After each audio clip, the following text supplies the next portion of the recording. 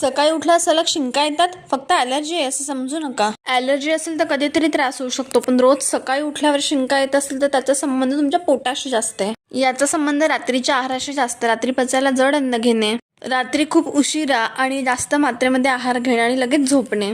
दुष्टकफ आणि आमा तयार होतो. त्याचा परिणाम ऊर्ध्व जठरगत भागावर झाला तर वारंवार शिंका आणि नाकातून स्राव येतो. म्हणून सतत अँटी ॲलर्जिक खाऊन उपयोग नाही. तुमच्या गट हेल्थकडे लक्ष द्या. तुम्हालाही सकाळी सतत शिंका येतात का? कमेंटमध्ये सांगा.